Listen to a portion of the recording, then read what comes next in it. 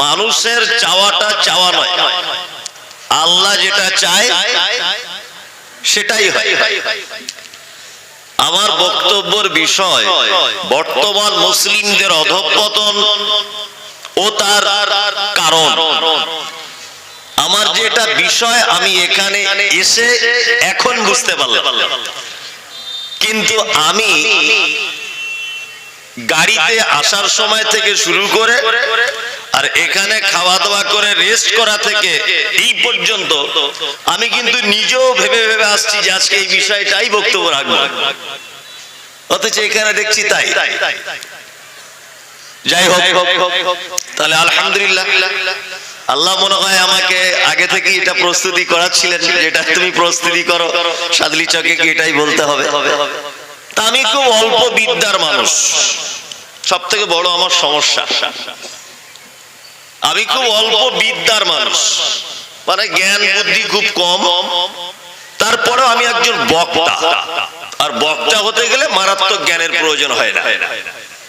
ওই একটু মোটামুটি জমানের জোর থাকলে কুলিয়ে গুছিয়ে কথা বলতে পারলে বক্তা হয়ে যায়। কি বললাম বুঝলেন? আর মাদ্রাসা নিজামিয়াতে যারা শিক্ষকতা করেন, বুখারী পড়াচ্ছেন, মুসলিম পড়াচ্ছেন, আবু দাউদ পড়াচ্ছেন, ওনাদের জ্ঞান আলাদা। কি বললাম বুঝলেন না? ওনাদের জ্ঞান কি আলাদা। আপনি কোন বড় একটা শাইখুল হাদিসকে ডেকে আনুন যে 2 ঘন্টা বক্তব্য দিই, একটা লোক আর থাকবে না, সব পালাবে। কারণ উনি এই ব্যাপারে পারদর্শিকতা ওনার নেই।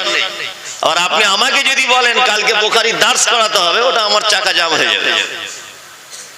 এক কথাতে আল্লাহ যাকে যেভাবে কবুল করেছে, তাই না? জি জি জি। আমি উল্লেখিত বিষয়ের উপরে আলোচনা করার আগে কয়েকটা কথা গুছিয়ে হোক, আগোছালো ভাবে হোক বলে রাখার চেষ্টা করছি। প্রথম নম্বর, যারা বাড়ি থেকে নিয়ত করেই এসেছেন আমরা বসবো না, তারা দাঁড়িয়ে থাকুন। আর আপনি এই জায়গায় বসতে পারছেন না মানে ভাববেন আপনার কপাল খুব খারাপ, খুব কপাল খারাপ আপনার। আপনি কত ভালো লোক একবার ভাবুন যে কোরআনের মজলিসে বসার সুযোগ হচ্ছে না আপনার। আপনি কত হতভাগা, এটা নিজে নিজে ভাবুন। আমি বসতে বলবো না, আপনাকে ভাবার জন্য অনুরোধ করলাম যে আপনি কত খারাপ লোক যে কোরআনের মজলিসে বসার সুযোগ হচ্ছে না আপনার। আমি বসতে বলবো না, আপনি একবার ভেবে দেখুন যে আমি কত ভালো লোক যে কোরআনের মজলিসে বসতে পারছি না আমি।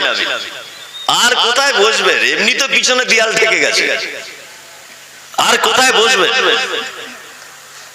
বর্তমান মুসলিমদের অধঃপতনের কারণ আমরা একটা কথা, এখানে অনেক জ্ঞানী মানুষরা আছেন, বারবার শুনি যে আমরা মুসলিমরা সব পিছিয়ে, সব ব্যাপার আমরা পিছিয়ে। আমরা যতটা পিছিয়ে তার থেকে বেশি আমাদেরকে পিছনে করে দেওয়া হয়েছে। কি বললাম বুঝলেন না? আমরা যতটা পিছিয়ে তার থেকে বেশি আমাদেরকে পিছনে করে দেওয়া হয়েছে, আমাদেরকে আগে বাড়ার সুযোগ দেওয়া হয়নি। আর আমাদের অধঃপতনের কারণগুলি আমি প্রথমে তুলে ধরছি, তারপরে এই অধঃপতন থেকে যদি বেরিয়ে আপনি যদি নিজের গন্তব্যস্থল পর্যন্ত পৌঁছাতে চান, তাহলে কিভাবে পৌঁছানো যাবে সেটা আমি ইনশাআল্লাহ বলে দিয়ে যাব। আমি একটা একটা করে শুরু করছি। আমাদের অধঃপতনের কারণগুলি কি? তবে আমাদের অধঃপতনের কারণে আমাদের মতো হুজুরদের মোটামুটি 40% দোষ। মুসলিম জাতির বর্তমানে অধঃপতনের কারণে দোষ কাদের? 40% আমাদের। আমি নিজের দোষটা আগে বললাম, তারপরে 60% আপনাদের। এটা আমি ভাগ করে দিলাম। এবার আপনাদেরকে আমি একটা একটা করে কয়েকটা কথা বলি। আচ্ছা, ইসলামের ভিত কটি এটা বলুন। কটা? এই বলছে 4টি, মানে কিছুই বুঝে না। ইসলামের ভিত কটি? পাঁচটা, তাই না? জি, হাদিসে কোন মহানবী ইসলামের ভিত পাঁচটি, কলেমা তাহার পহেলা কাজ, নামাজ তাহার পরটি, 3 নম্বরে রোজার, যাকাত তাহার পরে, অবশেষে হজ এলো ভাই 5 নম্বর স্তরে। ছোটবেলাতে স্কুলে পড়েছিলাম। তাহলে প্রথম হচ্ছে কলেমা। ইসলামের প্রথম ভিত কি? কলেমা। আমি কিন্তু আব্দুল করিম সাহেবের মতো বক্তা নয়, আমি গল্পের মতো করে বলি। প্রথম ইসলামের ভিত কটা? 5টা। প্রথম কলেমা, তারপর নামাজ, তারপর রোজা, তারপর যাকাত, তারপর হজ। ভিত পাকাপোক্ত হয়ে গেল, তাই না? ভিত পাকাপোক্ত হয়ে গেল 5টা জিনিসের উপরে। এবার আপনাকে একটা চমৎকার কথা শোনাই। আচ্ছা, এই যে কলেমা লা ইলাহা ইল্লাল্লাহ, আচ্ছা বলুন, এটা ইসলামের সবথেকে ইম্পর্টেন্ট একটি রুকুন, গুরুত্বপূর্ণ, ওই জন্য এটাকে প্রথমে আনা হয়েছে, তাই তো? আচ্ছা বলুন তো, লা ইলাহা ইল্লাল্লাহ এটা কোরআন মাজিদে কতবার এসেছে শব্দটা? কেউ বলতে পারবেন? পারবেন না। এসেছে একবার মাত্র, ফাআলাম আন্নাহু লা ইলাহা ইল্লাল্লাহ, একবার। 2, কলেমার পরে নামাজ এসেছে। আচ্ছা, নামাজ সম্পর্কে কোরআন মাজিদে কত জায়গায় বলা আছে? 82। তা আপনি তো সব জানেন, তাহলে 82। আচ্ছা, তারপরে এলো কতবার? রোজা, তাই তো? আচ্ছা, রোজা, সিয়াম, এই সিয়াম সম্পর্কে আল্লাহ সুবহানাহু ওয়া তাআলা পবিত্র আল কোরআনে কত জায়গায় আলোচনা করেছেন? কারো জানা আছে? নেই। আলোচনা করা হয়েছে 11টা জায়গায়। কটা জায়গায়? 11।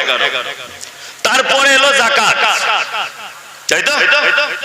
যাকাত শব্দ পবিত্র আল কোরআনে ডাইরেক্ট এসেছে, আকিমিস সালাত ওয়া আতুজ যাকাত। সালাতের সঙ্গে যাকাতকে নিয়ে আসা হয়েছে 29 বার, আর এক্সট্রা করে যাকাত শব্দটা উল্লেখ করেছেন আল্লাহ সুবহানাহু ওয়া তাআলা 2 বার। তাহলে টোটাল যাকাত শব্দটা কোরআন মাজিদে এসেছে 31 বার। ভালো করে আমি কিন্তু একেবারে ভিত থেকে শুরু করছি, অধঃপতনের কারণ বলবো, এসআইআর বলবো, এনআরসি বলবো, ওয়াকফ বোর্ড বলবো, সব বলবো। আপনি ধৈর্য ধরে বসুন, আমি জমি রেডি করছি। তাহলে 31 বার যাকাতের কথা এলো। আচ্ছা, এবার বাকি থাকলো কি? শুনছেন না ভুলে যাচ্ছেন? হজ। এই হজ করতে হবে, কিভাবে করবেন, কখন করবেন, কখন ফরজ, কখন কি হাবিজাবি, এই হজ সম্পর্কে পবিত্র আল কোরআনে হজ শব্দটা উল্লেখ করা হয়েছে 11 বার। কবার? 11 বার। আবার এই প্রথম থেকে বলছি, কলেমা 1 বার, 2 নামাজ 82 বার, 3 যাকাত 31 বার, 4 সিয়াম 11 বার, আর হজ 11 বার, তাই তো? আচ্ছা, এবার আরেকটা কথা বলি।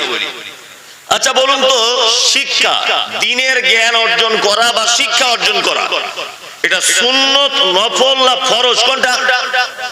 দিনের জ্ঞান অর্জন করা ফরজ, তাই তো? আচ্ছা, তাহলে আল্লাহ সুবহানাহু ওয়া তাআলা শিক্ষা সম্পর্কে পবিত্র আল কোরআনে কত জায়গায় আলোচনা করেছেন?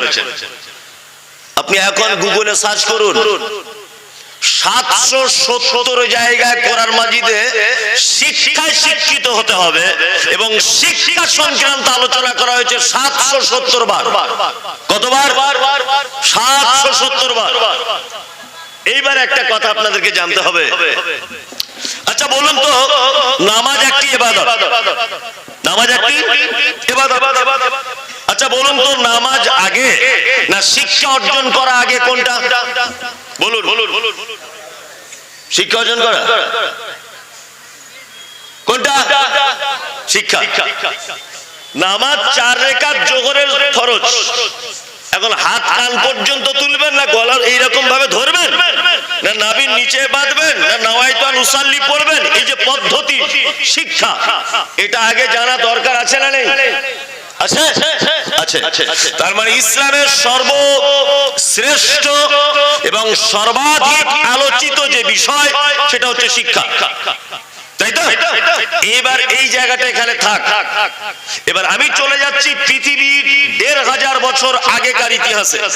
আমি এই জায়গাটা ভুলবো না, আপনাকে স্মরণ করিয়ে দেবো। মুহাম্মদ সাল্লাল্লাহু আলাইহি ওয়াসাল্লাম কোন জায়গায় জন্মগ্রহণ করেছিলেন? মক্কায়। আর যে যুগে তিনি জন্মগ্রহণ করেছিলেন যুগটির নাম কি? আইয়ামে জাহেলিয়াত। আইয়ামে জাহেলিয়াতের ব্যাপকতা এত বেশি ছিল যে একটা পুরুষ নারীর সাথে যৌবনের সম্পর্ক করতে হয়, তারা রাতের বেলাতে তার বোনের সাথে সেই সম্পর্ক করত। জাহেলিয়াত এত বেড়েছিল যে বাপ তার বেটির সঙ্গে শারীরিক সম্পর্ক করত। জাহেলিয়াত এমন ভাবে বেড়েছিল, মানুষ মারা যাওয়ার পরে তার মাথার মগজগুলো বার করে মাথার এই খুলিটাতে মদ রেখে তারা মদ পান করত। এত জাহেলিয়াত বেড়েছিল। আপনার কাছে এটা আমার অনুরোধ থাকলো, বারবার বলছি, আপনি আজকে বক্তব্য শেষ করেই বাড়ি যাবেন, তার আগে যাওয়ার চেষ্টা করবেন না। আর যদি চলে যান, আপনাকে ধরে রাখার মতো ক্ষমতা আমার নেই। তবে এটা আমি অনেক দূর থেকে এসেছি, আপনার কাছে আমার আবদার থাকলো যে আপনি চলে যাবেন না।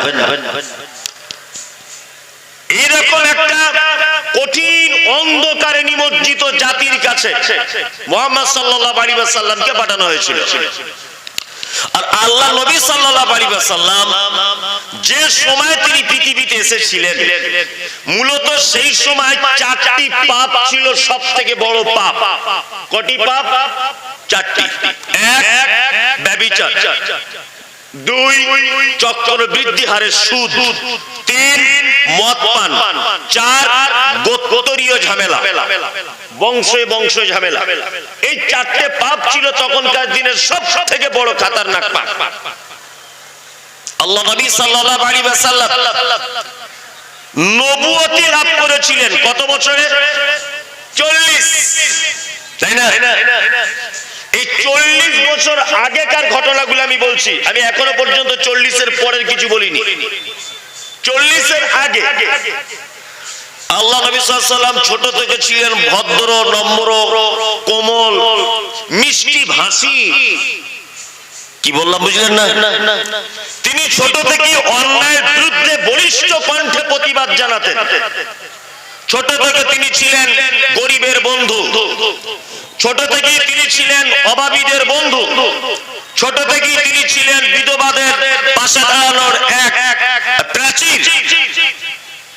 আল্লাহ নবী সাল্লাল্লাহু আলাইহি ওয়াসাল্লাম যখন বুঝতে পারলেন অন্যায় ভাবে মানুষকে মারা হচ্ছে, ব্যভিচারে মানুষ লিপ্ত, সুদের ভিতরে মানুষ লিপ্ত, সমস্ত রকমের রাহাজানিতে মানুষ লিপ্ত, তখন আল্লাহ নবী সাল্লাল্লাহু আলাইহি ওয়াসাল্লাম একটা সংগঠন তৈরি করেছিলেন। সংগঠন, যে এই সংগঠনের মাধ্যমেই একটা জাতিকে পরিবর্তন করতে হবে। সেই সংগঠনটির নাম ছিল হিলফুল ফুজুল। কি সংগঠনটির নাম? হিলফুল ফুজুল। আর এই সংগঠন তৈরি করেছিলেন যুবকদেরকে নিয়ে। খুব ভালো করে শুনবেন। আর এই সংগঠনের দায়িত্ব পালন করছিলেন মুহাম্মদ সাল্লাল্লাহু আলাইহি ওয়াসাল্লাম। এবার আপনার কাছে একটা জিনিস জানতে চাইছি, ও বুঝে উত্তর দেবেন। আচ্ছা, আল্লাহ নবী সাল্লাল্লাহু আলাইহি ওয়াসাল্লাম কোন স্কুলে পড়ে লেখাপড়া শিখেছিলেন? ওনার কোন শিক্ষক ছিল দুনিয়াতে? উনি লেখাপড়া জানতেন না, উনি নিরক্ষর ছিলেন। উনি কি ছিলেন? নিরক্ষর, আক্ষরিক জ্ঞান ছিল না আল্লাহ রাসূল সাল্লাল্লাহু আলাইহি ওয়াসাল্লাম। তবে তিনি সারা পৃথিবীর শ্রেষ্ঠ জ্ঞানী, সারা পৃথিবীর কি শ্রেষ্ঠ জ্ঞানী। তো এই জায়গাটা একটা কথা ক্লিয়ার করে দিই, বর্তমান 2025 সালে কিন্তু এই কথাটা চলবে না। আপনি যদি কোন একজন প্রিন্সিপালকে যদি বলেন যে আমাদের ধর্ম গুরু যিনি মুহাম্মদ সাল্লাল্লাহু আলাইহি ওয়াসাল্লাম তিনি লেখাপড়া জানতেন না, তাহলে এই কথাটা 2025 সালে উপহাসমূলক কথা হবে কি হবে না? যে তোমরা তাহলে সেই মুসলমান যে তোমাদের ধর্মগুরু লেখাপড়া জানে না, এটা বলবে কি বলবে না? বলবে। তাহলে উত্তরটা আপনি কি করে দেবেন? আমি মমতাজুল ইসলাম, আজকে আপনাদের এখানকার প্রধান বক্তা ধরে না। তা আমার বাম দিকে যিনি বসে আছেন উনি আমার শিক্ষক, তা এলাকায় বিশাল হো হো হচ্ছে, মমতাজুল ইসলাম প্রধান বক্তা, হাবি জাবি, কোকিল কণ্ঠ, সারা দেশ বিখ্যাত, বাংলাদেশ পাকিস্তান সব বিখ্যাত, সাংঘাতিক ব্যাপার। আমার নামের আগে আলোচনা হচ্ছে, ধরে না। এখন এই আলোচনাটা যদি এই লোকটার কাছে করা হয়, যা জানেন আমাদের বক্তা কে আসছে, সাংঘাতিক বিখ্যাত লোক মমতাজুল ইসলাম, ও তখন কি বলবে? কালকে আমার কাছে নুরানি কায়দা পড়ে যা সাংঘাতিক বক্তা করছে। আচ্ছা বলুন তো, আমি যত দামি লোকই হই, আমি এই লোকটার উপরে জীবনে কোনোদিন কোনো কথা বলতে পারবো? কারণ উনি আমার শিক্ষক, তাই না?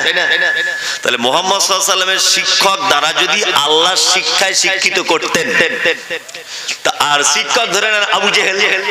এখন আল্লাহ নবী যদি বলতেন, চাচা আবু জেহেল শোনো, আমি মিরাজের রাত্রিতে জান্নাত জাহান্নাম সব দেখে এসেছি, বিশাল কিছু ব্যাপার, এই সমস্ত অলৌকিক ঘটনাগুলো যদি আবু জেহেলকে শোনানো হতো, আবু জেহেল কি বলতো?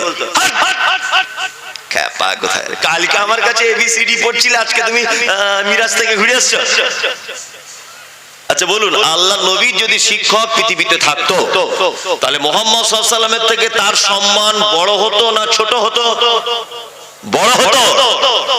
আমি যতই বললাম বলতে হই, আমার শিক্ষকরা এখন আমাকে তুই বলে ডাকে, এখনো পর্যন্ত বলে। আমি যার কাছে প্রথম জীবনে পড়েছি, এখনো দেখা হলে বলে কেমন আছিস, অথচ সারা বাংলায় আমি প্রধান বক্তা। আমাকে সে কিন্তু বলে, তিনি আমাকে বলেন কি, কোথায় যাচ্ছিস, কেমন আছিস, কবে এলি, কোথায় যাবি, তুই বলে কথা বলে। তার মানে আমি যতই পণ্ডিত হই, একজন শিক্ষকের থেকে আমার সম্মান বেশি হতে পারে না। এটা একটা লজিক। আল্লাহ সুবহানাহু ওয়া তাআলা মুহাম্মদ সাল্লাল্লাহু আলাইহি ওয়াসাল্লামকে পৃথিবীর শ্রেষ্ঠ মানুষ হিসেবে নির্বাচন করেছেন, এই জন্য তার শ্রেষ্ঠত্বের যাতে কোনো ঘাটতি না পড়ে যায়, এই জন্য পৃথিবীতে কোনো শিক্ষক নির্বাচন করা হয় নি। এবার আল্লাহ নবী সাল্লাল্লাহু আলাইহি ওয়াসাল্লাম হিলফুল ফুজুল সংগঠন পরিচালনা করছেন। এর মাঝখানে যারা সামনে বসে আছেন, আমি কিছু জিনিস ধরবো।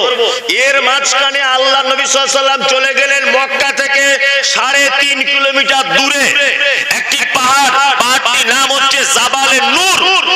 আর ওই জাবালে নূর পাহাড়ের একেবারে শেষের স্থানে একটি গুহা আছে, তার নাম হচ্ছে গারে হীরা। এইখানে আল্লাহ ধ্যান করতেন, এদিকে সমাজ পরিবর্তন করার জন্য সংগঠন চালাতেন, তার মাঝখানে যেতেন কোথায়? গারে হীরাতে। আপনাকে এবার আমি ধরবো, মক্কায় তখন কটা পাপ ছিল, মারাত্মক পাপ? 4টা। ব্যভিচার, মদ পান, আর সুদ আর গোত্রীয় ঝামেলা, 4টে পাপ ছিল, বড় পাপ। আল্লাহ নবী সাল্লাল্লাহু আলাইহি ওয়াসাল্লাম হীরা গুহাতে আছেন। একদা জিবরিল আমিন এলেন, আল্লাহ নবীকে বলছেন কি করো, আপনি পড়ুন। মুহাম্মদ সাল্লাল্লাহু আলাইহি ওয়াসাল্লাম বলছেন আমি তো পড়তে জানি না, আমি তো লেখাপড়া জানি না। তখন জিবরিল আমিন আল্লাহ নবীর সিনার সঙ্গে নিজের সিনাটাকে ধরে চাপ দিয়ে ধরলেন, ধরার পরে বলছেন পড়ুন, কি করো। আল্লাহ রাসূল বলছেন আমি পড়তে জানি না, আবার ধরে চাপ দিলেন, পড়ুন, কি করো। তখন আল্লাহ নবী সাল্লাল্লাহু আলাইহি ওয়াসাল্লাম 3 বারের মাথাতে বললেন ইকরা বিসমি রাব্বিকাল্লাযী খালাক।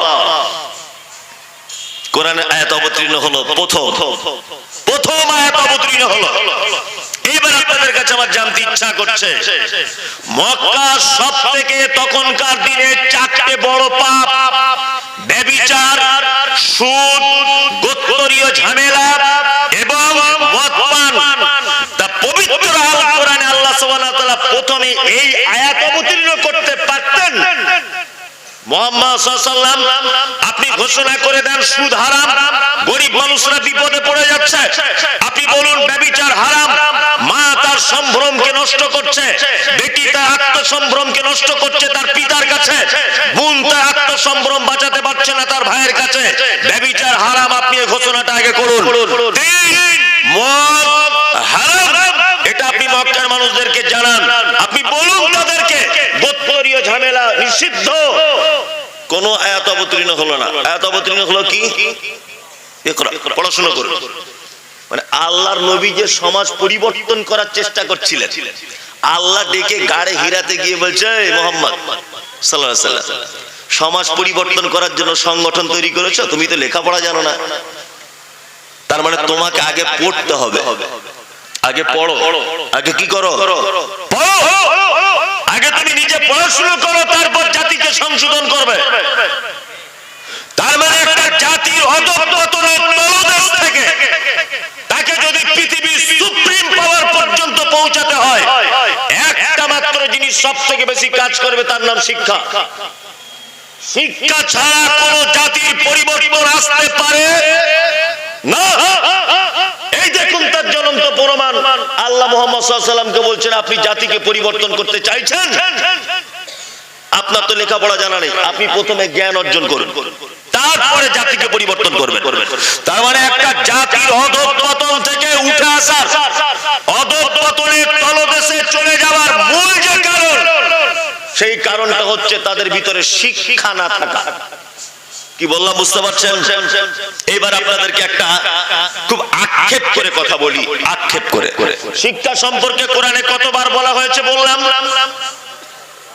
770 বার বলা হয়েছে শিক্ষা সম্পর্কে। আল্লাহ শিক্ষার গুরুত্ব দিতে গিয়ে বলছেন, কুল হাল ইয়াস্তাবিল্লাযীনা ইয়ালামুনা ওয়াল্লাযীনা লা ইয়ালামুন। নবী আপনি বলে দেন, যারা জানে আর যারা জানে না তারা কি সমান? আল্লাহ অন্যত্তরে বলছেন, কুল, নবী আপনি বলুন, হাল ইয়াস্তাবিল আমা ওয়াল বাসীর ওয়াজ যুলুমাতু ওয়ান নূর। যারা জানে তারা চোখওয়ালা লোকের মতো, যারা জানে না তারা অন্ধ লোক। আল্লাহ বলছেন, যারা জানে তারা চোখওয়ালা লোকের মতো, যারা জানে না তারা অন্ধ লোকের মতো, তাই না? শিক্ষা ইসলাম কত মর্যাদার স্থানে পৌঁছে দিয়েছে, আপনাকে একটা দৃষ্টান্ত দিলে আপনি বুঝতে পারবেন এখানে আলেম ওলামা অনেক আছে। বলুন তো, বাড়িতে কুকুর লালন পালন করা বৈধ না অবৈধ? কারা কারা বলছেন অবৈধ? হাত তুলুন তো দেখি।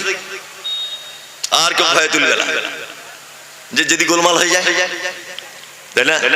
জি জি। বাড়িতে কুকুর রাখা চলবে না। কেউ যদি বাড়িতে কুকুর রাখে, তাহলে প্রত্যেক দিন তার আমলনামা থেকে 2টা উহুদ পাহাড়ের সমান নেকি মাইনাস করে দেওয়া হবে।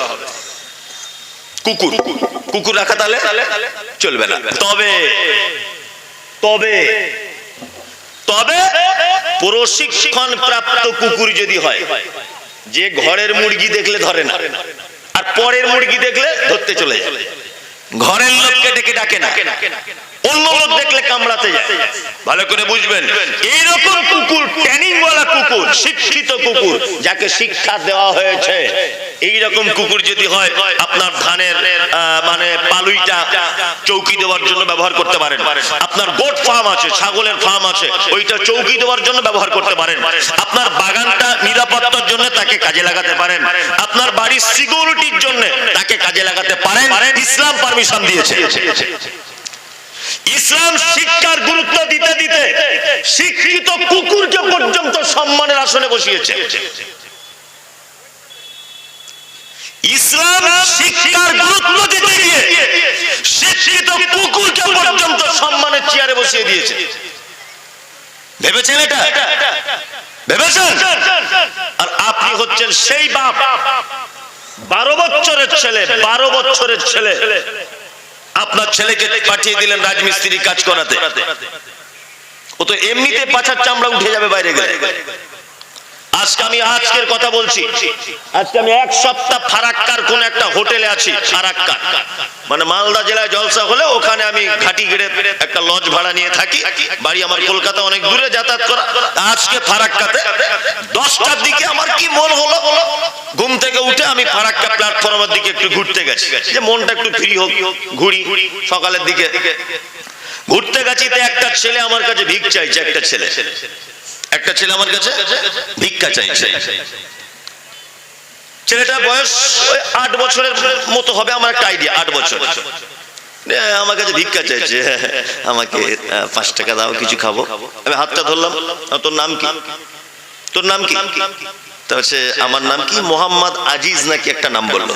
আমি একদমই মিথ্যা কথা নয়, বোঝানোর জন্য না হাসানোর জন্য, একদমই অরিজিনাল কথা বলছি। আজকে ওর হাতটা ধরলাম, ধরে মাথাতে একটা চড় মারলাম। সত্যি যেটা করেছি, একদম মোটামুটি খুব জোরে নয়, মিডিয়াম করে একটা এরকম ভাবে চড় মারলাম। আর ওকে ধরে মিথ্যা মিথ্যা করে আমি পুলিশের কাছে নিয়ে গেলাম যে চল তোকে জেলে ভরবো। তোর এই 8 বছর বয়সে ভিক্ষা করার কথা কে শেখালো বল? তোর তখন স্কুলে যাবার বয়স। কে তোকে বললো এখন ভিক্ষা করতে হবে? তোর আব্বা কি করে? বলছে আমার আব্বা চিনির কোন মিলে বা চিনির কোন ফ্যাক্টরিতে ওর আব্বা কাজ করে। 4 ভাই বোন। তোর আব্বা তোর মা প্রতিদিন বাড়িতে ভাত রান্না করে? বলছে হ্যাঁ প্রতিদিনই হয়। তা তুই যে ভিক্ষা করছিস তোর আব্বা মা জানে? তা বলছে আমার মা জানে, আমার আব্বা জানে না। দ্বিতীয় দিন যদি ফারাক্কা এলাকায় তোকে দেখি তা তোকে আমি ধরে মানে রেলের তলায় দিয়ে দেবো, তোকে মেরে দেবো। মানে ভয় দেখানোর জন্য বলছি, অনেক রকম ভাবে ভয় দেখালাম। তো ও দেখছি ভয়ে কাঁদছে। আমি আপনাকে এটা বোঝাতে চাইছি সেটা হচ্ছে এই, আমরা নিজেদের বাচ্চাদের ব্যাপারে শিক্ষার ব্যাপারে সচেতনতার অনেক অভাব রয়েছে। অভাব আছে না নেই? আছে। আর আপনাকে আমি মমতাজুল ইসলাম আর একটা কথা বলে দিয়ে যাচ্ছি, শুনে রেখে দেন। এইরকম বাচ্চা ছেলে পিলে কেউ ভিক্ষা টিক্ষা চাইলে 1 টাকা দেবেন না। 1 টাকা। যদি বলছেন কেন? ও টাকার লোভে পড়ে গেলে ও আর অন্য কিছু শেখার চিন্তা ভাবনা করবে না। 1 টাকাও দেবেন না। 1 টাকাও দেবেন না কোনো কাউকে। ট্রেনে বাসে যাদেরকে দেখবেন বাচ্চা কাচ্চা ভিক্ষা করছে 1 টাকাও দেবেন না। আপনি দেওয়া মানে ওই টাকার পিছনে লোভে সে ছুটবে, সে আর স্কুল ঘাটে যাবে না। কি বলছি বুঝতে পারছেন? আমার বড় দুঃখ লাগে, সত্যি বলছি, আমি খুব দুঃখিত। প্রত্যেক গ্রামে মসজিদ করা নিয়ে কম্পিটিশন হচ্ছে। আমাদের গ্রামে 3 তলা মসজিদ, জানিস ফটিক 12টা মেম্বার, 12টা মিনার। ফটিক তখন বলছে আমাদের গ্রামে 18টা মসজিদের ভিতরে আমাদের মসজিদ বড়, আমাদেরটা 23টা এসি লাগানো আছে। 23টা এসি লাগাতে কে বলেছে তোমাকে মসজিদে? পৃথিবীতে 3টে জায়গায় গেলে নেকি হয়। 1, কাবায় যদি কোন লোক 2 রাকাত নামাজ পড়ে 1 লক্ষ রাকাতের নেকি। 2, মসজিদে নববীতে যদি কেউ 2 রাকাত নামাজ পড়ে 1000 রাকাতের নেকি। মসজিদে আকসা জেরুজালেমে যদি কেউ 2 রাকাত নামাজ পড়ে নেকি কিছু এক্সট্রা পাওয়া যাবে। আর মসজিদের ব্যাপারে হাদিসে আছে, আল্লাহ নবী সাল্লাল্লাহু আলাইহি ওয়াসাল্লাম বলছেন কেউ যদি বাড়ি থেকে ওযু করে মসজিদে কুবাতে গিয়ে যদি 2 রাকাত নামাজ পড়ে, যেটা পৃথিবীর প্রথম মসজিদ বলে আমরা জানি মসজিদে কুবা, মদিনা থেকে 3 কিলোমিটার দূরে, ওই মসজিদে কুবাতে যদি কেউ নামাজ পড়ে 1টা কবুল হজের সমান নাকি দেওয়া হবে। এই 4টে জায়গা ছাড়া পৃথিবীর কোন জায়গাতে এক্সট্রা নেকি হবে বলে কিছু জানা যায় না। আপনি খাজা বাবার দরবারে যান, মঈনুদ্দিন চিশতির দরবারে যান, আপনি আজমিরে যান, কাশ্মীরে যান, পাথর চাপড়ি যান, ভুরভুরা যান, বসিরহাটে যান, দেওবন্দে যান, যেখানে আপনি যাবেন 10 পয়সা নেকি নেই। 10 পয়সা নেকি নেই। দিল্লির জামে মসজিদে নামাজ পড়লে যা নাকি আপনার সাদরি চকের টিনের মসজিদে নামাজ পড়লে একই নাকি। কলকাতার নাকোদা মসজিদে নামাজ পড়লে যে নাকি, আপনার গ্রামে ত্রিপল লাগানো মসজিদে নামাজ পড়লে একই নাকি।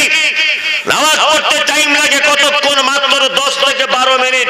এই 10 থেকে 12 মিনিটের একটা ইবাদত, যে ইবাদতটার ব্যাপারে কোরআন মাজিদে 82 জায়গায় বলা হয়েছে, এই ইবাদতটা করার জন্য জাতি কোটি কোটি টাকা দিয়ে মসজিদ তৈরি করলো।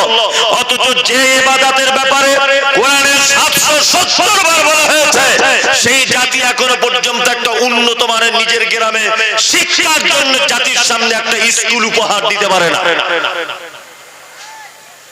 এখনো পর্যন্ত মাদ্রাসাওয়ালাদেরকে লোকের কাছে ভিক চেয়েছে, মাদ্রাসার শিক্ষকদের বেতন তৈরি করতে হয়, বিল্ডিং তৈরি করতে হয়। কেন? কে বলেছে গ্রামে 10 লাখ টাকা 20 লাখ টাকা খরচা করে মসজিদ করতে হবে? মসজিদ টিনেরই থাক, এটাই চূড়ান্ত। ওই মসজিদ বরঞ্চ আরো কি করে মোটামুটি করে রাখা যায় এই চিন্তা ভাবনা করে ওই গ্রামে একটা ভালো উন্নত মানের শিক্ষা প্রতিষ্ঠান ব্যবস্থা করে। বলছে মসজিদ করেছি 13 কোটি টাকা খরচা করে। কোন মসজিদ 13 কোটি টাকা খরচা করে? আপনার জাতির শিক্ষা যদি না থাকে তাহলে এদের অধঃপতনের মূল কারণ কি বলছি বুঝতে পারছেন না? একদম। শিক্ষা জাতির বিপ্লব ঘটিয়ে দিতে পারে, শিক্ষা জাতিকে সঠিক পথ দেখাতে পারে। আপনার এই জ্ঞান মনে হয় আছে কি জানি না, মক্কা এবং মদিনায় 1500 বছর আগে যারা ছিল অন্ধকারে নিমজ্জিত, যারা ছিল একেবারে অন্ধকারে ডুবে থাকা ব্যক্তি, তারা জ্ঞান অর্জন করে আল্লাহ সুবহানাহু ওয়া তাআলা তাদের সম্মান দিতে গিয়ে বলেছেন আনআমাল্লাহু মিনান নাবিয়্যিনা ওয়াস-সিদ্দীকিনা ওয়াশ-শুহাদা'i ওয়াস-সালিহিন। পৃথিবীর চরম শিখরে তাদের পৌঁছে দিয়ে আল্লাহ তাদের নাম কোরআনে লিপিবদ্ধ করে দিয়েছেন। হযরত ওমর ছিলেন অন্ধকারের ভিতরে থাকা লোক। হযরত ওমর কি অন্ধকারে ইসলাম কবুল করার আগে মদ পান করতেন। অসংখ্য সাহাবীদের ভিতরে, অসংখ্য মানুষদের ভিতরে এটা ছিল, তারা ইসলাম গ্রহণের আগে কি করতেন? মদ পান করতেন। অন্যায় লিপ্ত ছিলেন অসংখ্য মানুষ, কিন্তু তারা দ্বীনের জ্ঞান অর্জনের ফলে তারা পৃথিবীর একেবারে সোনালী মানুষ হিসেবে গড়ে উঠলেন। আল্লাহ পর্যন্ত তাদের সার্টিফিকেট দিয়ে দিলেন। কি বললাম বুঝতে পারছেন তো? বুঝতে পারছেন? এবার আপনাদেরকে একটা চমৎকার কথা বলি। আচ্ছা, শিক্ষায় শিক্ষিত তো হব, শিক্ষা কয় প্রকারের এটা আগে জানতে হবে তো। কোন শিক্ষায় শিক্ষিত হব? শুধু হাদিস কোরআন? এই যে বুঝে হাদিস কোরআন। আসলে এইসব ভুল ধারণাগুলো আমাদের মাথা থেকে কবে যে যাবে বুঝতে পারি। আমাদের কিছু আলেম ওলামাদের আমাদেরও অনেক ভুল আছে। কি ভুল বলুন তো? এই দেখুন আপনাদেরকে বলি, আল্লাহ নবী সাল্লাল্লাহু আলাইহি ওয়াসাল্লাম বলেছেন তালাবুল ইলমি ফারিজাতুন আলা কুল্লি মুসলিমিন। প্রতিটা মুসলিম নরনারীর জন্য দ্বীনের জ্ঞান অর্জন করা কি ফরজ? ফরজ না? এই ফরজ বলতে আপনি কি বোঝেন? ওই 13 বছর মাদ্রাসায় পড়তে আবার পাগড়ি বাঁধতে হবে মাথায়? কি কি বোঝেন আপনি? ফরজ বলতে কি? ইসলামের বেসিক জিনিসগুলো জানা ফরজ। নামাজ ফরজ, এটা জেনে যাওয়া, তার পদ্ধতি জানা, হারাম কোনটা, হালাল কোনটা, বৈধ কোনটা, অবৈধ কোনটা, হজের পদ্ধতি কি, পিতামাতার সেবা কেমন করে করব, স্ত্রীর হক কি, এই বেসিক জিনিসগুলো জেনে যাওয়াটা কি ফরজ। তারপর আপনি মাইকেল মধুসূদন দত্ত হন, কোনো সমস্যা নেই। কি বুঝি বুঝতে পারছেন? তারপর আপনি কি হন? কাজী নজরুল ইসলাম হন, কোনো সমস্যা নেই। দুটো জ্ঞানই দরকার। দরকার আছে না নেই? আছে। আমাদের আলেম ওলামাদের শুধু কথা, ছেলে মাদ্রাসায় পড়াও, ছেলে মাদ্রাসায় পড়াও, ছেলে মাদ্রাসায় পড়াও। কি বলা বুঝলেন না? ছেলে শুধু মাদ্রাসায় পড়বে। এবার একটা কথা বলি, আমার বইয়ের কিডনিতে পাথর হয়েছে। আমার বইয়ের, এটা অরিজিনাল নয়, ও শুনলে হয়তো রাগ করবে যে আমার ব্যাপারে হয়তো বদদুয়া করে দিচ্ছে। আমি বোঝানোর জন্য বলছি, আমার বইয়ের কিডনিতে এখানে পাথর ভিতরে। আমি বিশাল বড় সাইকেল হাদিস মাদ্রাসায় পড়ে বিশাল বড় বড় হাদিস পড়াই। আচ্ছা বলুন তো দেখি, আমার বইয়ের পেটের ভিতরে যে পাথর, এইটা অপারেশন করে বার করার ক্ষমতা কোন সাইকেল হাদিসের আছে? আছে? এই তো আমি সারা বাংলার প্রধান বক্তা, আমার আছে। তাহলে এটার জন্য কি দরকার? ডাক্তার হতে হবে। তাহলে দুনিয়ার জ্ঞানের দরকার আছে না নেই? আছে। দুনিয়ার জ্ঞানেরও দরকার আছে।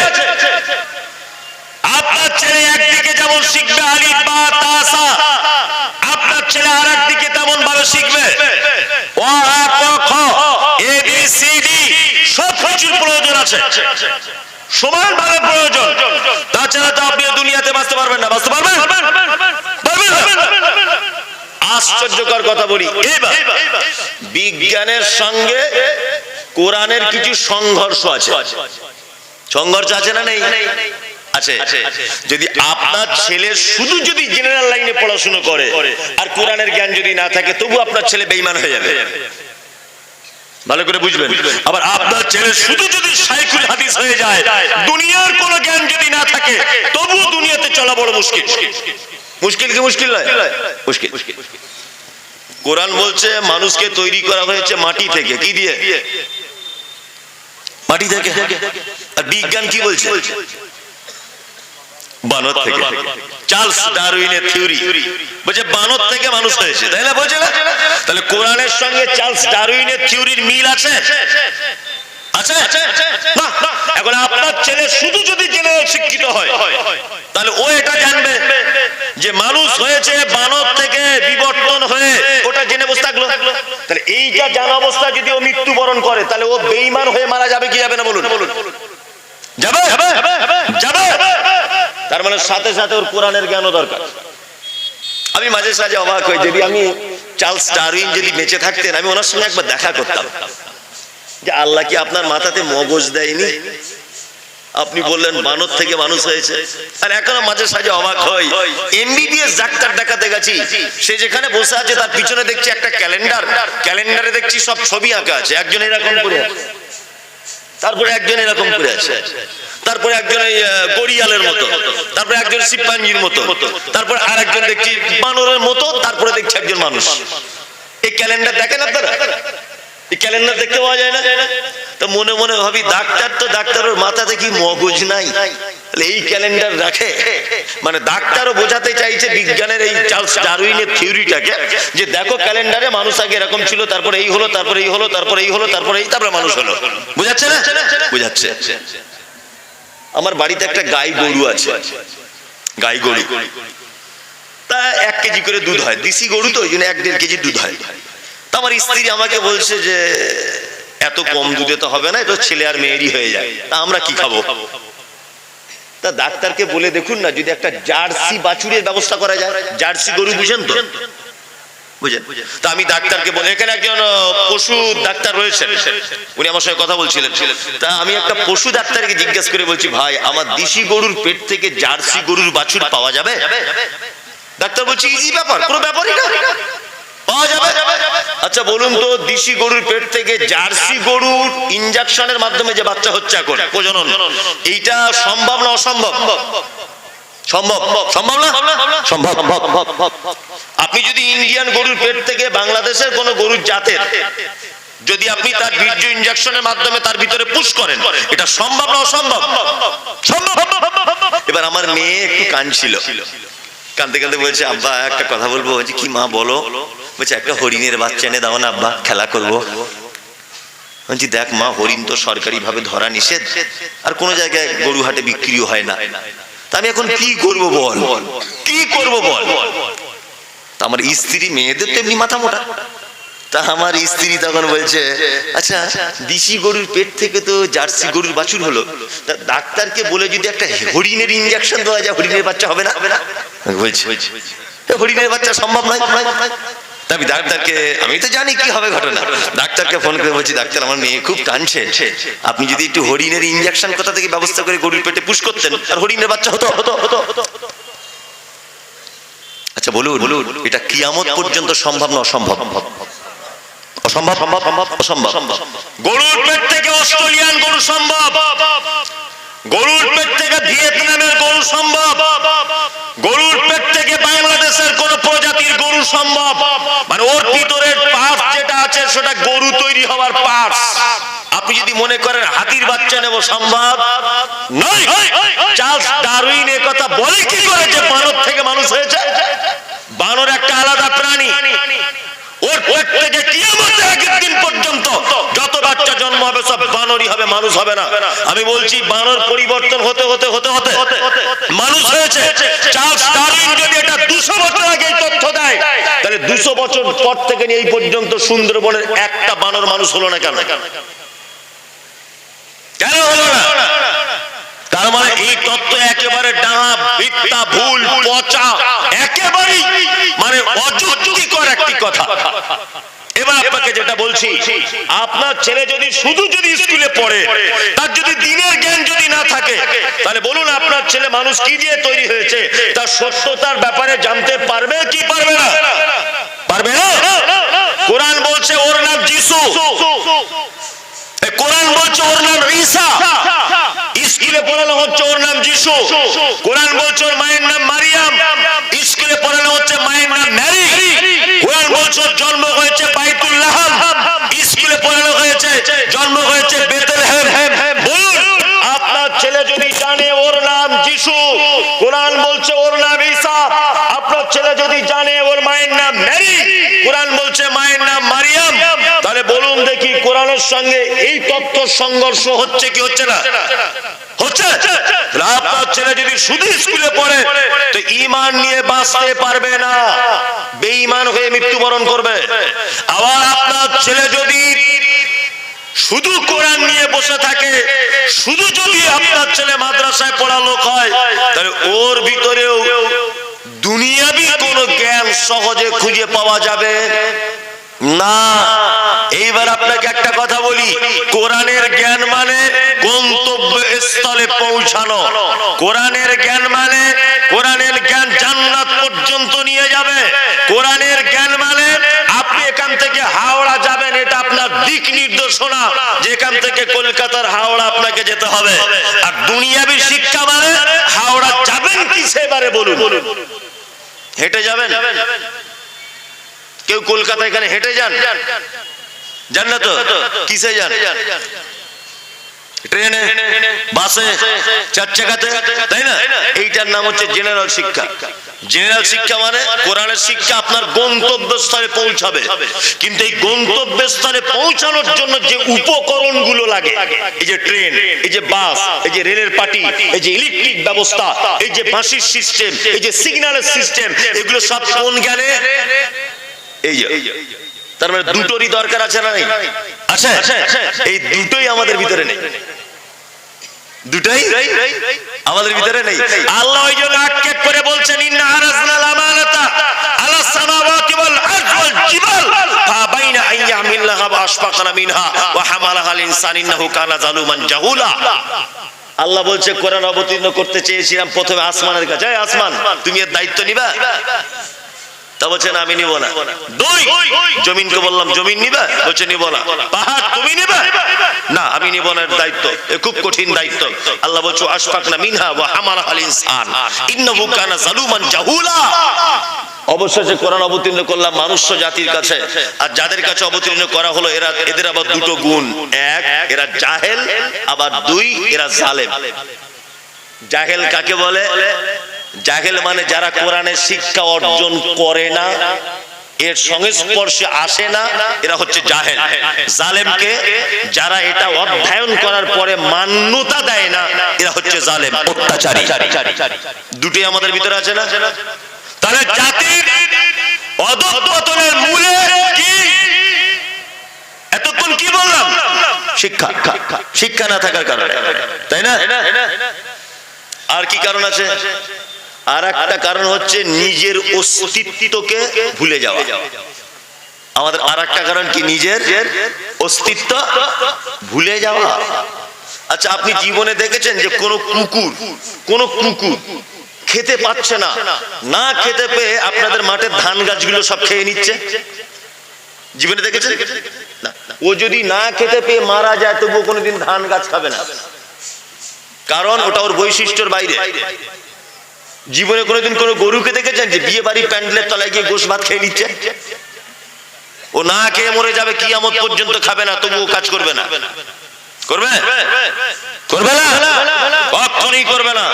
ওটা ওর খাবার নয়, ওটা ওর খাবার নয়। এ মানুষের বৈশিষ্ট্য কি? আচ্ছা বলুন, গরু যে ডিম ভাত মাছ ভাত খেতে তার মানা, তার এই মানা করার পিছনে কেউ তাকে শিখিয়ে দিয়েছে? শিখিয়ে দিয়েছে? শিখিয়ে দেয়নি তো?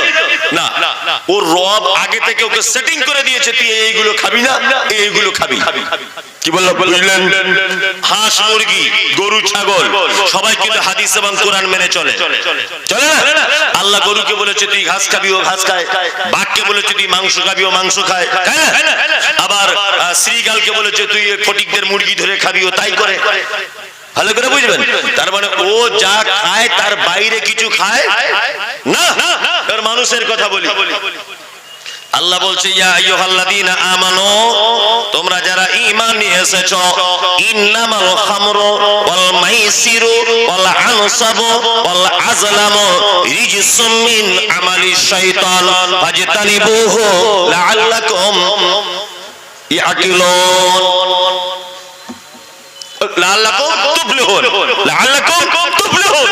আল্লাহ তাআলা বলছেন, এই ঈমানদাররা, তোমাদের জন্য মদ হারাম। মদ কি হারাম? এটা মুসলমানরা খায় না, অবশ্য খায় না তো? খায়। তার মানে আপনার থেকে একটা গরুর দাম অনেক বেশি, অনেক। কারণ কি বলুন তো? গরু নিজের বৈশিষ্ট্যের উপর অটুট। ওকে আল্লাহ যা নিষেধ করেছে তা খায় না, আর যা খেতে বলে তা খায়, তাই না? এর একটা কথা বলি, এখন আমি ছাত্র, তা উনি শিক্ষক, উনি আমাকে খুব মারছেন, খুব মারছে আর বলছে তুই কি গরু, তুই কি গরু। এইটা উনি যে বলছেন গরু, এইটা যদি গরু যদি শুনতে পেত না যে আমার সাথে মমতাজুলের তুলনা করছে, তা ও গরু ওই আপনার হরিশ্চন্দ্রপুর থানায় ওর নামে কেস করে দিত যে আমার সাথে তুলনা করছিস কেন। আমি কি আর মমতাজুলকে, আমি আল্লাহ দেওয়া সমস্ত বিধান মেনে চলি, মমতাজুল মানি না। তার ওর থেকে আমার কোয়ালিটি অনেক উন্নত মানের, অনেক উন্নত মানের। কুকুরের কোয়ালিটি অনেক উন্নত মানের। কুকুর মরে যাবে তবুও কোনোদিন কাঁচা আলু দিলে খাবে না, খাওয়া নিষেধ, কোনোদিন খাবে না। আপনি কুকুরকে দেন, কালকে একটা কলা ছিলে দেন তো দেখি কোন কুকুর খায়, ও না খেতে মারা যাবে তবুও খাবে না, কারণ ও নিষেধ করা আছে, তুই ওটা খেতে পাবি না, ওটা তোর খাবার নয়। তোর খাবার কি? বাচ্চা ছেলে সকালবেলা রাস্তার ধারে পায়খানা করে দিয়েছে, গন্ধ করছে খুব, গিয়ে চেটে মেরে দে, যা। তোকে মেথরের ডিপার্টমেন্টে তৈরি করা হয়েছে, যত নোংরা আছে তুই খেয়ে সাফ করবি। সান্দিচক মাদ্রাসায় জলসা হবে, গরুর গোস্ত খেয়ে চারিদিকে ফেলবে, পচবে, গন্ধ হবে, বান্দা রোগে আক্রান্ত হবে। এই জন্য তোদের এই ডিপার্টমেন্টে বানিয়েছি। ওগুলো তো আর সেক্রেটারি পরিষ্কার করবে না, সে তো হেডমাস্টার। মমতাজুল ইসলাম তো করবে না, তো বড় আলেম। হেড মাওলানা তো করবে না, তো সাইকুল হাদিস। এইসব পরিষ্কার কে করবে? এক কাজ কর, কারু করার দরকার নেই, কুকুর তোকে বানিয়েছি, তোর ডিপার্টমেন্ট হচ্ছে ম্যাথর, শুধু পরিষ্কার পরিচ্ছন্ন করা। করে কি করে না? পৃথিবীর সমস্ত কিছু রবের নির্দেশ অনুযায়ী দায়িত্ব পালন করে। দায়িত্ব পালন করে না শুধু কে? কে? মানুষ। ওই জন্য আল্লাহ আক্ষেপ করে বলেছেন উলাইকা কাল আনআম বাল হুম আযাল। আরে মানুষ তো খারাপ খারাপ চতুষ্পদ প্রাণী থেকে নিকৃষ্ট। কে বলছে এটা? আল্লাহ। আবার অনেক দিন আগেকার একটা কথা মনে পড়ে গেল, শায়েখরা হয়তো ভালো জানবেন। ওই আপনার জামিয়া সালফিয়া থেকে সম্ভবত একটা পত্রিকা বার হতো, আল বালাগ। আল বালাগ পত্রিকা আসতো, জানি না এখন আর আসে কিনা। ছাত্র জীবন থেকে আমার এই পেপার পত্র পত্রিকা সবগুলোর প্রতি খুব নেশা ছিল, খুব নেশা, ভালো করে বুঝবেন। ওই পত্রিকাটা মাদ্রাসায় এসেছে, তখন আমি মাদ্রাসায় পড়ি, তখন আমি তিরিমিজি পড়ি মনে হচ্ছে। তা একদিন জানালার সাইডে পায়ের উপরে পা তুলে পত্রিকাটা পড়ছি, উর্দুতে লেখা, উর্দুতে। তখন মোটামুটি উর্দু একটু আধটু বুঝি। তা ওখানে এক জায়গায় একটা লেখক লিখছে ইনসান কি ইনসানিয়ত কি তারিফ, মানে মানুষের যে মনুষ্যত্ব তার পরিচয়। ওখানে একটা লেখা হয়েছে, লেখাটা বিশেষ করে আলেমরা শুনলে বিশাল কাজ হবে, এটা অনেক শিক্ষা আছে। তাই ইনসান কি ইনসানিয়ত কি তারিফ পড়ছি, পড়তে পড়তে ইউপিতে বারাবাঙ্কি বলে একটা জায়গা আছে, বারাবাঙ্কি। ওই লেখক পত্রিকা লিখছেন, বারাবাঙ্কি জেলার একটা ঘটনা তিনি উল্লেখ করেছেন, রবের সঙ্গে বান্দার কি সম্পর্ক, ঘটনাটা উল্লেখ করছেন। উল্লেখ করতে করতে লেখক তিনি লিখছেন যে ইউপির বারাবাঙ্কি জেলার একটা 6 ফুট লম্বা সাদা ধবধবে পরিষ্কার লোক একটা বাড়িতে ভিক্ষা করতে এসেছে। ভিক্ষা, দরজায় কই হ্যায় ঘর মে, উর্দু ভাষী মানুষ, আমি উর্দুতেই বলছি, ভুল হতে পারে, আমি তো বাঙালি, চেষ্টা করছি বলার। কই হ্যায় ঘর মে, বাড়িতে কেউ আছো? তা ভিতর থেকে আওয়াজ আসছে, ভিখারিটা বলছে বাড়িতে কেউ আছো? তা ভিতর থেকে আওয়াজ আসছে ঘরওয়ালি मैं एक लड़की हूँ, बाबू आप कहाँ से आए हो? বাড়িতে আমি একজন মহিলা, বাবু আপনি কোথা থেকে এসেছেন? ভিখারিটি তখন বলছেন मैं यूपी बाराबंकी से आए हैं, यूपी बाराबंकी থেকে এসেছি আমি। মহিলা তখন আবার বলছে आने का मकसद क्या है आपका, আপনি যে আমার দরজায় এসেছেন আপনার উদ্দেশ্যটা কি? ভিখারিটা তখন বলছে मेरे मकसद ये है कुछ भीख मांगने का, मुझे कुछ दीजिए, আমি ভিক্ষার জন্য এসেছি, আমাকে কিছু দাও। মহিলাটা তখন 2 টাকার একটা কয়েন এনে ভিখারিটির হাতে দিচ্ছে। ভিখারিটি 2 টাকার কয়েনটা দেখে বলছে মা या बहन या बेटी सुन लो, मैं 2 रुपये की भीख नहीं मांग रहा हूँ, सोने चांदी खेती बाड़ी की भीख नहीं मांग रहा हूँ, मैं भीख मांगने आ रहा हूँ इंसानियत की, अगर इंसानियत है तो मुझे दीजिए। টাকা পয়সা বিল্ডিং বাড়া খানা, তোমার জমি জায়গা, তোমার ব্যক্তিত্ব, তোমার সম্ভ্রান্ত, তোমার রাজপ্রাসাদ বালাকুঠি আমি ভিক্ষা চাইতে আসেনি, ভিক্ষা চাইতে এসেছি, মনুষ্যত্বর ভিক্ষা। মনুষ্যত্ব আছে তোমার কাছে? তাহলে আমাকে কিছু দাও। কেমন ভিখারি দেখো। তখন মহিলাটা ভাবনা চিন্তা করে বলছে, বাবু ইস ঘর সে 100 বরস পহলে ইনসানিয়ত গুজর গই। আমার বাড়ি থেকে 100 বছর আগে ইনসানিয়ত, মনুষ্যত্ব চলে গেছে, মনুষ্যত্ব চলে গেছে। अगर दूसरी बार इंसानियत की भीख मांगो तो कुत्ते की तरफ चले जाए, इंसानियत मिल जाएगी। মনুষ্যত্বের ভিক্ষা যদি তোমার প্রয়োজন হয়, কুকুরের কাছে যাও, মনুষ্যত্ব পাবে, মানুষের কাছে মনুষ্যত্ব নেই। লেখক পত্রিকা লিখছে, হাজাল কালবু লাইসা বাইতুন, হাজাল কালবু লাইসা নাওমুন, হাজাল কালবু লাইসা ফারাশুন, হাজাল কালবু লাইসা বাইতুন। লেখক বলছে একটা এঁঠো ভাত কুকুর, এই আপনি পাউরুটি দেখেছেন? পাউরুটি লম্বা লম্বা, এই পাউরুটি সাদা দিকটা খাবেন, আর ওর একটা পোড়া দিক আছে, পিছন দিক আছে না, ওইটা দেখবেন আপনার কুকুরকে দেবেন। কুকুরকে ও দেখবেন দোয়ার সাথে সাথে তার লেজটা এরকম করে নাড়াবে, মুখে ভাষা নেই তো লেজ নাড়িয়ে তার মালিককে বলতে চায়, মালিক তুই আমাকে এত ভালোবাসিস, হ্যাঁ তুই আমাকে রুটি খাওয়াস। গোস্ত খাওয়ার পরে হাড্ডি একেবারে চেটে পুঁচে একেবারে ঝেড়ে নিয়ে দেবেন, দেখবেন ও পিছনে এরকম করে লেজ নাড়ায়, মা নাড়িয়ে বলতে চায়, মালিক তুই আমাকে এত ভালোবাসিস, আমাকে গোস্ত দিয়ে ভাত দিস তুই। 3-4 দিন পোড়া রুটি দেবেন, দেখবেন আপনার পিছনে পিছনে ঘুরবে। ঘুরবে না? ঘুরবে, শুধু পিছনে ঘুরবে নয়, পৌষ মাসের হাড় কাঁপানো শীতে আপনার বাড়ির মেন গেটের সামনে দেখবেন কুকুরটি ইংরেজি 5-এর মতো বাংলা 5-এর মতো জড়িয়ে এরকম করে শুয়ে আছে। আছে না? চোর এসেছে বাড়িতে রাত 2টো, নিজের ভাষায় বলছে, কে তোরা? আমার মালিক পোড়া রুটি খাওয়ায় ডিউটি পালন করছি, কে?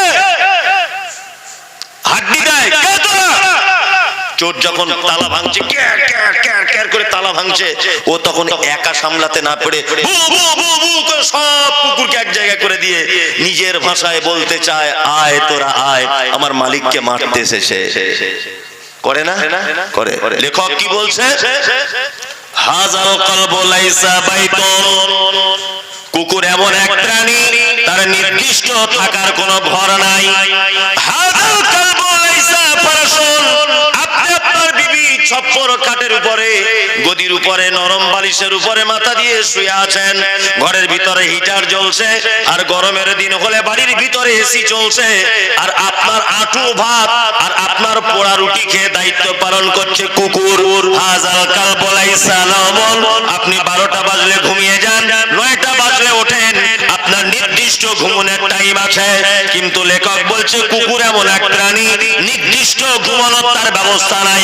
হাজাল কালবু লাইসা তাআমুন, তোমার নির্দিষ্ট খাদ্য খাবারের ব্যবস্থা আছে, কুকুরের নির্দিষ্ট খাদ্য খাবারের ব্যবস্থা নাই। কিন্তু বন্ধুরে আমার, এটো ভাতকেও সে তার মালিকের দায়িত্ব পালন করে। আর তুমি এত বড় নেমো খারাপ, আজকে দুপুরবেলা তুমি বিরিয়ানি খেয়েছো, এর মালিক কে? আল্লাহ। তুমি যে অক্সিজেন নাও, এর মালিক কে? আল্লাহ। তুমি যে হাতটা ফোল্ডিং সিস্টেম, এইটা যদি কোনো মেশিন হতো 2-3 মাস পর পর এখানে গ্রিজ ব্যবহার করতে হতো। আল্লাহ বলছে আমি তোর এমন বড় রব, তোর হাতকে ফোল্ডিং করে দিয়েছি, এখানে আমি গ্রিজ ব্যবহার করে দিয়েছি।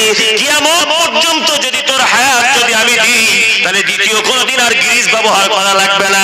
তোর পাটাকে ফোল্ডিং করে দিয়েছি, এখানে কোনদিন আর গ্রিজ ব্যবহার করা লাগবে না। মাথার চুলগুলো যেমন বেড়ে যায়, তোর দাঁতগুলো যদি তেমন বেড়ে যেত, মানুষ তোকে দেখে ভয় করত। দাঁতের নির্দিষ্ট টাইমে দাঁতকে বলে দিয়েছি, দাঁত তুই দাঁড়িয়ে যা। সব থেকে পৃথিবীর উন্নত মানের টেকনোলজি, নাম হলো তার জাপান, নাম হলো তার জার্মান। ওইখান থেকে যদি আপনি 5 লাখ টাকা দিয়ে একটা ব্যাটারি যদি আপনি লাইট কিনে আনেন, তার ব্যাটারি 5 মাস 6 মাস পরে নষ্ট হয়ে যায়।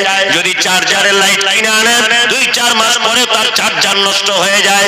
কিন্তু আবার আল্লাহ বলছে, বান্দারে তোর দেখার জন্য জন্মের পর থেকে নিয়ে মৃত্যু পর্যন্ত আমি তোর চোখে 2টো পাওয়ার মেশিন বসিয়ে দিয়েছি। এই পাওয়ার মেশিনের পাওয়ার কখনো ফেল করবে না। আল্লাহ তাআলা আক্ষেপ করে বলছেন, উলাইকা কাল আনআম বাল হুম আযাল, উলাইকা হুমুল গাফিলুন। এত কিছু দেওয়ার যারা মসজিদে আজান হলে যায় না, যারা আমার ডাকে সাড়া দেয় না, আমার কিতাবের প্রতি যাদের কোনো ধ্যান ধারণা নাই, মাদ্রাসার প্রতি ধ্যান ধারণা নাই, মসজিদের প্রতি ধ্যান ধারণা নাই, আলেম ওলামাদের প্রতি ধ্যান ধারণা নাই, আল্লাহ বলছে এরা হলো চতুষ্পদ প্রাণীর থেকে খারাপ কুকুর। এটো ভাত খেয়ে দায়িত্ব পালন করে। এই এশার নামাজ পড়েছেন কজন আজকে বলুন? আল্লাহর কসম দিয়ে হাত তুলে বলুন, তুলুন। কারা কারা এশার নামাজ পড়েছেন? তাহলে অনেকজন তো পড়েননি। এখানে গোশ ভাত খেলেন, এই গোশ ভাত খাইয়েছে কে? আল্লাহ। তাহলে আপনি তো মারাত্মক বড় নেমো খারাম। কুকুর দেখুন পোড়া রুটি খেয়ে তার মালিকের দায়িত্ব পালন করে, আর তুমি এখানে গোশ ভাত মেরে দিলে এশার নামাজ পড়লে না। অধঃপতনের কারণ হচ্ছে নিজের অস্তিত্বকে ভুলে যাওয়া, নিজের ইতিহাসকে ভুলে যাওয়া। কেন আমাকে পাঠানো হয়েছে, কি কারণে আমাকে আনা হয়েছে, এই সমস্ত কিছুকে ভুলে যাওয়া, এটা হচ্ছে তার কারণ।